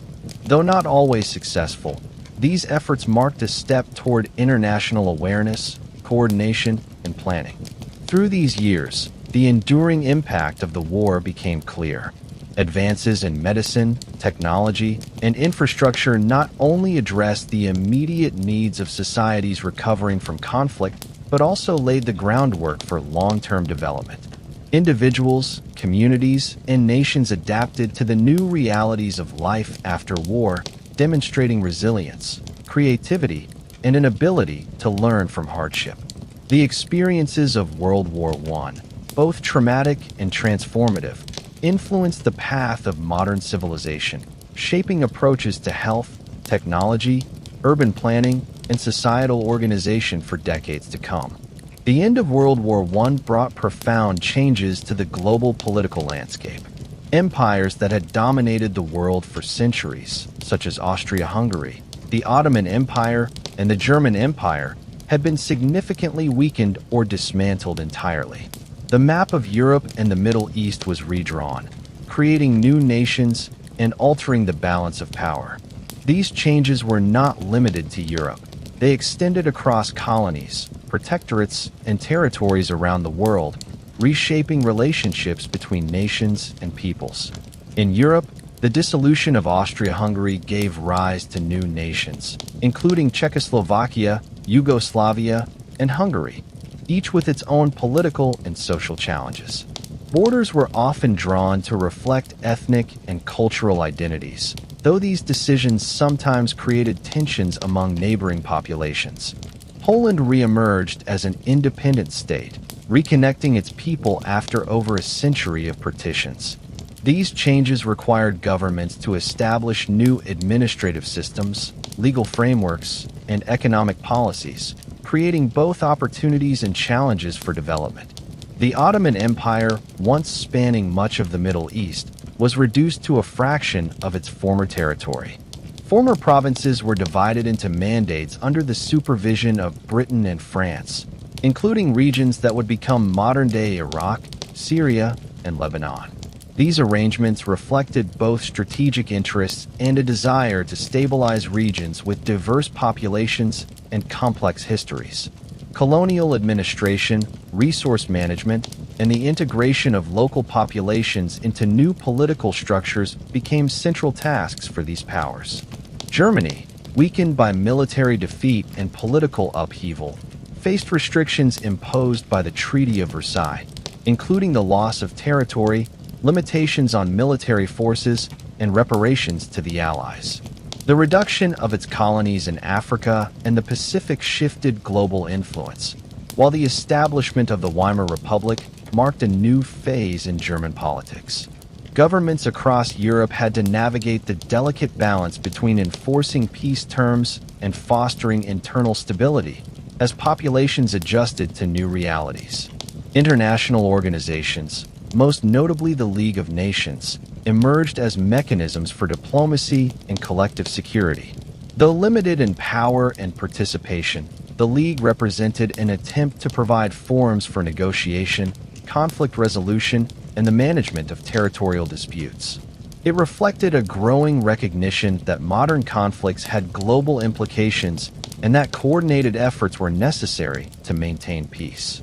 Nations engaged in dialogue, treaties, and conferences, seeking to stabilize borders and prevent future wars while managing the complex legacies of World War I. Colonial territories, particularly in Africa and Asia, also experienced shifts in governance. Former German colonies were transferred to Allied powers as mandates, and other regions saw changes in administrative oversight. These transitions required adaptation by both colonial authorities and local populations.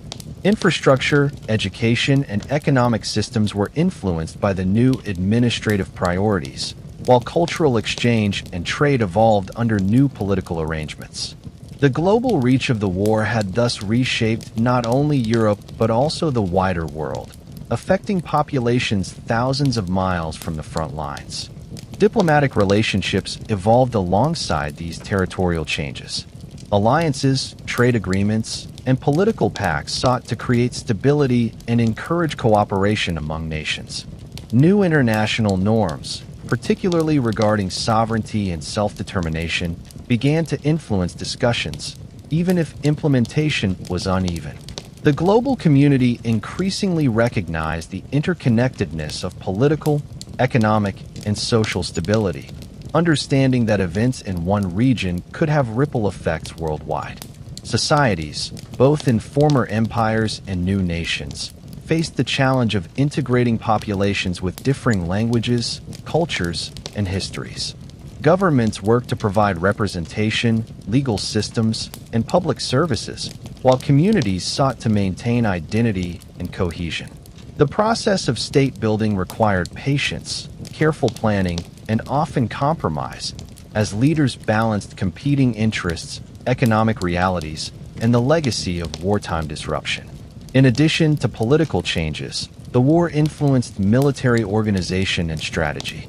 Nations reassessed their armed forces, considering lessons learned from trench warfare, mechanized operations, and global coordination. Training, logistics, and communication systems were revised, reflecting an awareness of the scale and complexity of modern conflict. International cooperation, intelligence sharing, and treaties regarding armaments became central to efforts aimed at maintaining security in the post-war world. Daily life in the newly established and reorganized nations reflected the broader political and social transitions. Communities rebuilt infrastructure, schools, and markets. Families adapted to changing borders and governance, often navigating new languages, legal systems, and cultural expectations. The experiences of the war continued to influence attitudes, from a cautious approach to international relations to a deepened appreciation for stability and security in everyday life. Through these years, the global political landscape became a mosaic of old empires, new nations, and evolving relationships. Societies adjusted to borders drawn after prolonged conflict, while governments implemented policies aimed at fostering stability, economic growth, and social cohesion. The influence of World War I extended far beyond the battlefield, shaping diplomacy, governance, and international relations for decades to come. The 1920s marked a period of economic recovery and adjustment following the immense disruptions of World War I. Nations across Europe and beyond faced the challenge of restoring industries, rebuilding infrastructure, and re-establishing trade networks that had been interrupted or repurposed during the years of conflict. The war had redirected resources toward military production, and now the focus shifted to consumer goods, agriculture, and commerce. Factories resumed operations, often incorporating innovations developed during the war, while transportation networks were repaired and expanded to facilitate trade and movement. Agriculture played a central role in recovery. Farmland that had been damaged or neglected during the war required rehabilitation. Farmers returned to fields that had been occupied by armies or scarred by trench systems. Innovations in machinery, fertilizers, and crop management, some of which had emerged during wartime, allowed agricultural production to gradually increase.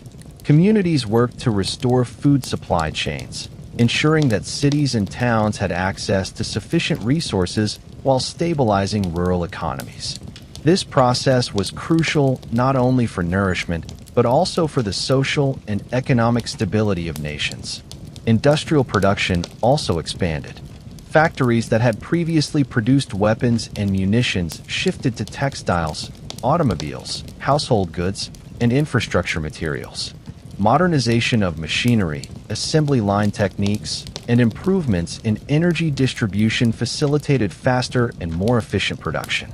Urban centers gradually regained employment opportunities, while labor movements continued to advocate for fair wages and working conditions, reflecting the changing social dynamics created by wartime labor participation, particularly among women.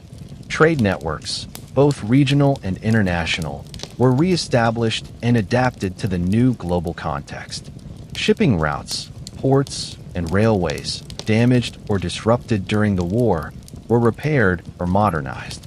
Countries re-engaged in import and export activities, creating economic interdependence that influenced both stability and growth. Colonial economies, under new administration or mandates, contributed raw materials and resources, linking distant regions to the recovery and development of European markets. Social adaptation was equally important during this period. Communities adjusted to the return of soldiers and the reintegration of veterans into civilian life. Programs for housing, employment, and healthcare were implemented to support those affected by the war. Women, having demonstrated their capabilities in the workforce, continued to participate actively in economic and social life, influencing cultural norms and expectations. Education systems adapted to prepare the next generation for a world shaped by both the experiences of the war and the possibilities of modern industry. Cultural life flourished alongside economic recovery. Literature, theater, visual arts, and music reflected both the trauma and the resilience of the population. Writers and artists explored themes of memory, loss, and renewal, while public ceremonies and memorials commemorated the sacrifices made during the conflict. Museums, archives, and educational institutions preserved artifacts, documents, and personal stories, contributing to a collective understanding of the war and its impact on society. These cultural expressions reinforced the shared history of nations and helped communities navigate the complexities of the post-war world. Internationally, economic cooperation and competition shaped relations between nations. Efforts to stabilize currencies, manage debt, and facilitate trade were central to post-war diplomacy. Agreements on tariffs, loans, and trade policies reflected a desire to rebuild prosperity while preventing the economic instability that had contributed to conflict. Nations recognized the interconnected nature of economies, understanding that recovery in one region often depended on stability and growth elsewhere.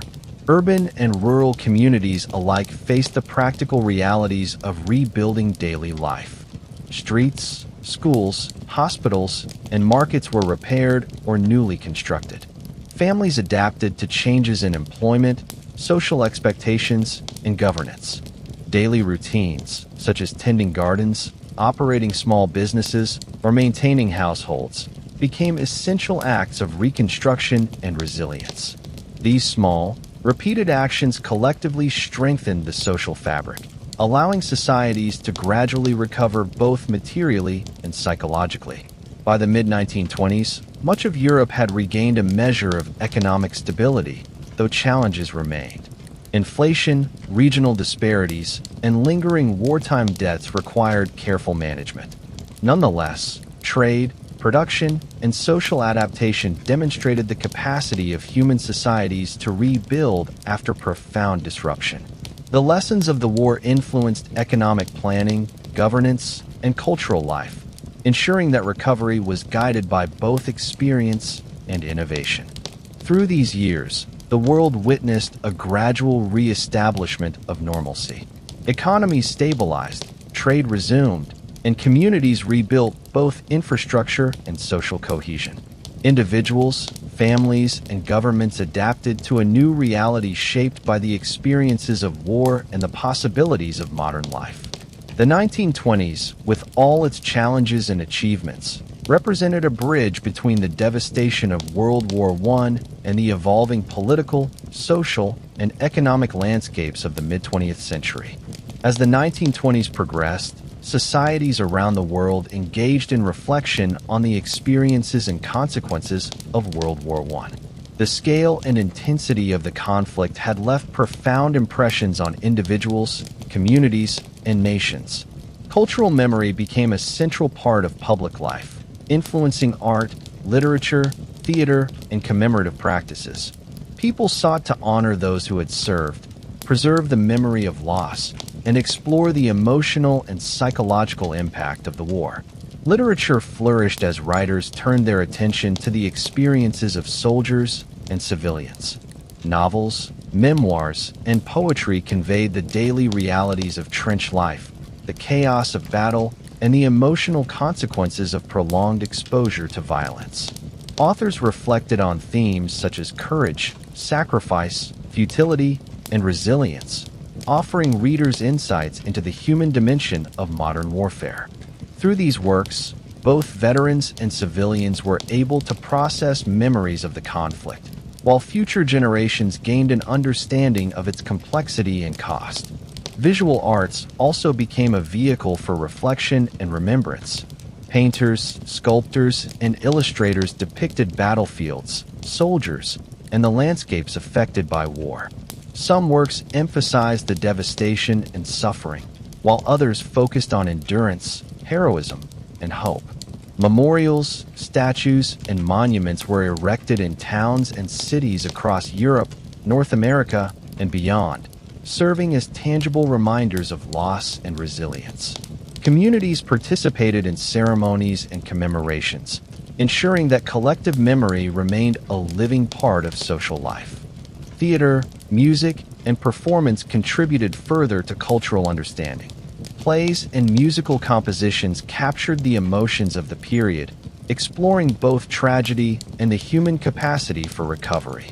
These artistic expressions fostered dialogue between generations, allowing societies to process grief, reflect on shared experiences, and consider the broader lessons of the war. Public exhibitions, museums, and historical archives preserve documents, artifacts, and personal stories, providing context and continuity for education and reflection. The global influence of World War I extended beyond Europe.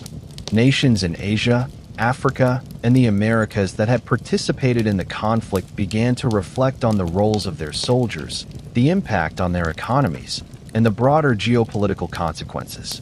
Colonies that had contributed troops or resources engaged with questions of autonomy, governance, and recognition, while returning soldiers influenced social and political life in their home countries. The war had created a shared experience across continents, connecting societies through both sacrifice and the need for recovery. Identity and social consciousness were shaped by the collective experience of the conflict. Veterans, civilians, and cultural leaders reflected on the meaning of service, duty, and national belonging. Memorials, commemorative events, and artistic works contributed to the formation of national narratives, emphasizing resilience, courage, and the human cost of war. These narratives influenced education, public ceremonies, and civic institutions, fostering continuity between past experiences and future aspirations. Communities adapted to the presence of memorials and cultural institutions within daily life. Monuments in town squares, plaques in schools and exhibitions in museums became part of the environment, reminding individuals of the broader historical context in which they lived. Public holidays and remembrance ceremonies encouraged reflection and education, linking personal memory with collective history. These practices reinforced social cohesion, while offering a framework for understanding the profound changes brought by the war. At the individual level, reflection and memory were often intertwined with personal experience. Families mourned lost loved ones while adapting to the return of survivors. Soldiers navigated the physical and psychological consequences of their service, seeking to reintegrate into communities and daily routines. Storytelling, both informal and formal, allowed individuals to share experiences, ensuring that knowledge and memory persisted across generations. Education incorporated these reflections as well. Schools and universities included lessons on the causes, events, and consequences of the war, emphasizing both historical facts and the human experience. Students learned about the importance of diplomacy, cooperation, and conflict resolution, as well as the social and cultural changes that emerged from the years of war. Through these lessons, future generations were prepared to understand the complex legacies of the Great War and its lasting influence on global society. By the late 1920s, the cultural imprint of World War I was firmly established. Art, literature, theater, music, memorials, and education all contributed to a collective understanding of the conflict, honoring sacrifice while reflecting on human endurance and societal change. Communities across continents engaged in practices that preserved memory, fostered reflection, and reinforced identity. These efforts ensured that the experiences of the war would remain a central part of history, shaping not only memory, but also the trajectory of societies for decades to come.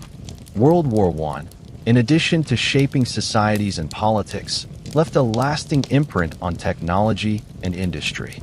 The demands of modern warfare accelerated innovations in machinery, communication, transportation, and manufacturing, many of which would later be adapted for civilian life. The years immediately following the war saw these technologies integrated into everyday society, influencing how people worked, traveled, and connected with one another. Transportation was among the sectors most significantly transformed. Motor vehicles, trucks, and motorcycles had been essential during the war for moving troops, supplies, and equipment across varied terrain. After the war, these vehicles were repurposed for civilian use. Roads were improved, bridges reconstructed, and urban infrastructure adapted to accommodate increased automobile traffic. Rail networks, heavily used during the war, were modernized, improving efficiency and speed for both passengers and freight. Shipping and ports, damaged or adapted for wartime logistics, were restored and expanded, supporting trade and commerce across continents. Communication industrial innovations, often born from the pressures of wartime production, were applied to civilian manufacturing. Assembly line techniques, improved machinery, and standardized production methods allowed factories to produce consumer goods more efficiently. Materials developed for military use, such as metals, textiles, and chemicals, found applications in construction, clothing, and everyday items. The organization and management of large-scale production, honed during the war, provided lessons in efficiency, logistics, and coordination that would shape industry for decades. Medical technology, advanced during the war, also had significant civilian impact. Prosthetics, physical therapy techniques, and surgical methods improved quality of life for both veterans and civilians. Hospitals, field-tested in wartime, became more sophisticated, while public health initiatives benefited from wartime experience in sanitation, vaccination, and epidemic control. The ability to manage large-scale medical challenges had lasting implications for national health systems. Energy and utilities saw improvements as well. Electricity, previously expanded for wartime factories and installations, became more widely available for domestic and industrial use. water and sewage systems, strengthened or rebuilt after wartime damage, supported urban growth and public health. Heating, lighting, and transportation infrastructure all benefited from technological improvements initiated during the conflict. At the societal level, these innovations influenced daily life. Families experienced greater mobility, faster communication, and access to a wider range of goods and services. Education benefited from improved resources and technologies, while commerce expanded through more efficient production and trade. Communities, whether in cities or rural areas, adapted to the new possibilities offered by these technological changes, finding new ways to connect, organize, and prosper. The global impact of these innovations was evident in trade and industry. Countries rebuilt and modernized infrastructure, often integrating lessons learned from wartime logistics. Ports, railways, and roads facilitated the flow of goods and resources, while factories produced items for both domestic consumption and international markets. Technological exchange between nations encouraged collaboration, innovation, and economic growth, reinforcing the interconnectedness of the post-war world. Cultural and social life also benefited from technological progress. Advances in communication allowed for broader dissemination of literature, music, theater, and news. Radio broadcasts connected distant communities, providing both information and entertainment. Improved transportation enabled travel for work, leisure, and education, linking regions and cultures in ways previously impossible. These developments contributed to a sense of modernization, optimism, and opportunity, even as societies continued to recover from the war's disruptions. Through the integration of wartime innovations into civilian life, societies gradually transformed. Transportation became faster and more reliable, communication more immediate, and industry more efficient. Public health, education, and infrastructure improved, fostering stability and growth. Individuals, families, and communities adapted to these changes, using technology to enhance daily life, rebuild economies, and connect across distances. The legacy of World War I, though rooted in conflict and sacrifice, thus included a profound and lasting impact on how people lived, worked, and interacted in the modern world. The aftermath of World War I brought profound social changes to nations around the world. Years of conflict had altered the structure of societies, reshaping labor, gender roles, family dynamics, and daily routines. Communities adapted to the return of soldiers, the loss of loved ones, and the challenges of rebuilding homes, towns, and economies. These transformations, though gradual, influenced life for decades to come, highlighting the resilience and adaptability of ordinary people. One of the most visible changes was in labor and employment. With millions of men having served in the military, women and other groups had entered the workforce in unprecedented numbers during the war. Factories, offices, and farms had depended on their labor, proving their capability in roles previously considered unsuitable for them. After the war, many women continued to work outside the home, contributing to economic recovery, participating in skilled trades, and advocating for fair wages and labor rights. Labor unions and workers' associations gained influence, negotiating for better conditions, hours, and compensation. Strikes and protests occurred occasionally, reflecting the tension between social expectations and economic realities, but also demonstrating the growing power of organized labor. The war had also influenced family and community life. With many men lost or injured, families adjusted to new roles and responsibilities. Children were cared for by extended families or community networks, and women often became the primary breadwinners. Daily routines were reorganized to meet economic and domestic needs, including tending gardens, managing small businesses, and ensuring household stability. Communities developed support systems, from charitable organizations to informal neighborhood networks, assisting those affected by loss, injury, or economic hardship. Education evolved to meet these new realities. Schools' daily life, while often focused on practical recovery, included moments of social and cultural renewal. Music, theater, literature, and public events reflected both the hardships endured and the resilience of communities. Recreation, sports, and communal celebrations helped restore normalcy, while also providing a shared sense of identity and belonging. By the late 1920s and early 1930s, many societies had adapted to the post-war reality. Daily routines, work patterns, and social institutions reflected lessons learned from the conflict, while still honoring the memory of those lost. Communities had rebuilt infrastructure, commerce, and social networks, creating environments where people could live, work, and interact in ways that balanced continuity with innovation.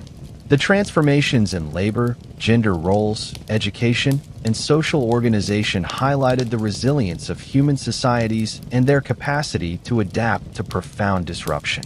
Through these years, life gradually stabilized, combining practical recovery with cultural, social, and emotional renewal. Families, communities, and nations learned to navigate new roles, expectations, and responsibilities, drawing upon the experience of the war while preparing for the future.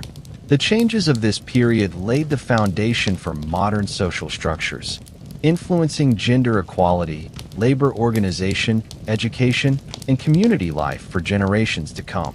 Even as nations rebuilt and societies adapted after World War I, political tensions lingered across Europe and beyond. Borders had been redrawn, empires dissolved, and new governments established. But these changes did not erase the underlying conflicts, rivalries, and ambitions that had contributed to the war in the first place. Leaders, diplomats, and ordinary citizens alike faced the challenge of navigating a complex international landscape, balancing recovery with security, and preserving peace while addressing unresolved disputes. One of the most significant sources of tension was territorial and ethnic disputes. The redrawing of borders in Europe, the Middle East, and Africa created new states and transferred territories between powers. While these decisions often sought to reflect cultural or linguistic identities, they sometimes left minorities dissatisfied or populations divided across borders. Conflicts over resources, political representation, and autonomy occasionally erupted, requiring careful diplomacy and international mediation. Communities adapted to new governance structures, legal systems, and social expectations, but the presence of unresolved grievances remained a source of caution and concern. The Treaty of Versailles and similar post-war agreements introduced both stability and tension. Germany faced restrictions on its military, reparations obligations, and territorial losses. While these measures were intended to prevent future aggression, they also created resentment, economic strain, and political instability. Leaders in Germany and other affected nations sought ways to navigate these challenges, balancing domestic concerns with international obligations. Meanwhile, victorious nations had to manage the expectations of their populations, who sought both justice and prosperity after years of sacrifice. International diplomacy became a central focus of the post-war years. Organizations like the League of Nations provided forums for negotiation, conflict resolution, and collective security. While the League had limitations, it represented a new approach to international relations, emphasizing dialogue and cooperation over unilateral action. Nations engaged in conferences, treaties, and agreements to address issues such as disarmament, trade, and territorial administration. These efforts highlighted the interconnectedness of global politics, as decisions made in one region could influence stability and relations across continents.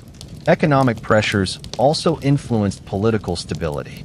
Countries faced the challenge of repaying debts, managing inflation, and restoring trade. Economic hardships sometimes fueled social unrest, strikes, and political movements, as populations demanded reforms or resisted austerity measures. Governments worked to balance economic recovery with social stability, understanding that prosperity was closely linked to political cohesion and public confidence. The war had also left a profound impact on political ideologies. Revolutions, uprisings, and the spread of new ideas shaped governance and international relations.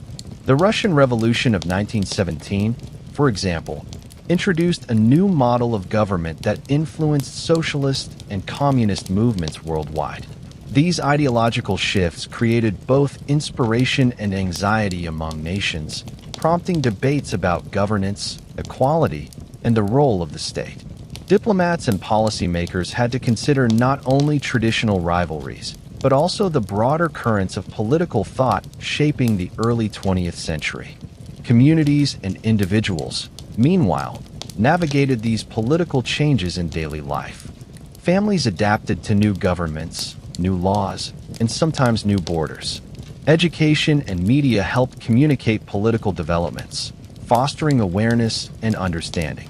Civic organizations, unions, and social movements engaged citizens in discussions about rights, responsibilities, and national priorities. Daily routines, from commerce to schooling, reflected the underlying shifts in governance and social expectations. Despite efforts at stabilization, the post-war period remained fragile. Conflicts over borders, resources, and political authority occasionally flared, reminding nations that peace was both delicate and provisional. Diplomats and leaders worked to prevent escalation, relying on treaties, negotiation, and the shared memory of the devastation caused by the war. Communities, too, played a role, maintaining social cohesion, rebuilding infrastructure, and fostering resilience amidst uncertainty. By the late 1920s and early 1930s, the global political landscape was defined by cautious optimism mixed with underlying tension. Nations sought to secure prosperity, maintain stability, and prevent the repetition of large-scale conflict. Yet, the unresolved issues of the past, combined with economic and social challenges, suggested that the world's peace was not guaranteed. These years served as a reminder that recovery after such a profound conflict required not only physical reconstruction, but also careful management of political, social, and economic forces. The economic consequences of World War I highlighted the interconnectedness of nations and the importance of coordinated recovery. Trade, industry, agriculture, and finance all reflected the influence of global conflict, demonstrating both the vulnerability and resilience of modern economies. Communities, businesses, and governments learned to adapt to changing conditions, incorporating innovation, planning, and cooperation into daily life.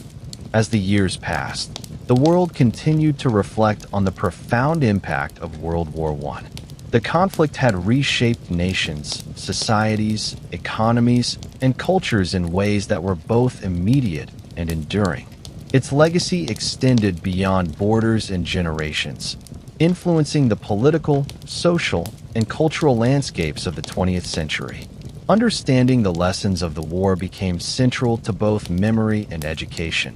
As communities sought to honor those who had sacrificed, cultural expression continued to capture the human experience of the war. Literature, poetry, visual art, music, and theater preserved stories of courage, suffering, endurance, and hope. Artists and writers explored the emotional and psychological dimensions of conflict, giving voice to experiences that were often too complex for simple historical accounts. Museums, archives, and educational institutions safeguarded these records, allowing future generations to understand not only the events themselves, but also their impact on individuals and communities. The social and economic changes initiated during the war continued to shape society. Women's roles in the workforce and public life, transformed by wartime necessity, had lasting influence.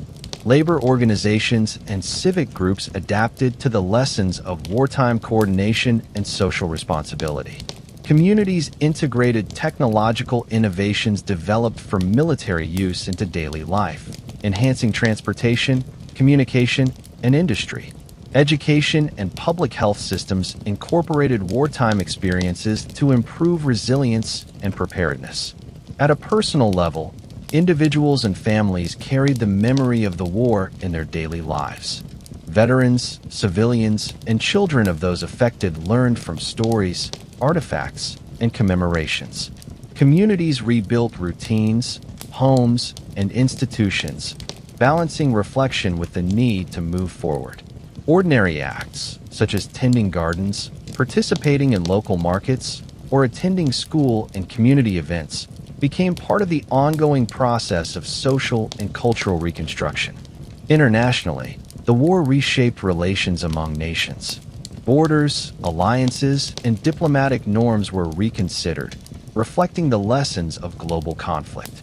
The redistribution of territories, emergence of new nations, and collapse of empires created opportunities for both cooperation and tension. Economic recovery and trade networks were carefully managed to foster stability, while cultural exchange and communication reinforced global understanding. These developments highlighted the interconnectedness of nations and the importance of foresight, planning, and collaboration in sustaining peace. The legacy of World War I extended into philosophy, ethics, and public consciousness. Questions about duty, sacrifice, justice, and the human cost of conflict became central to discourse. In this way, World War I became more than a series of battles and treaties. It was a profound event that shaped the trajectory of nations, influenced global relations, and transformed the everyday lives of individuals. Its lessons, preserved in memory, culture, and social practice, continued to guide humanity, reminding all of the costs of conflict and the value of resilience, cooperation, and understanding.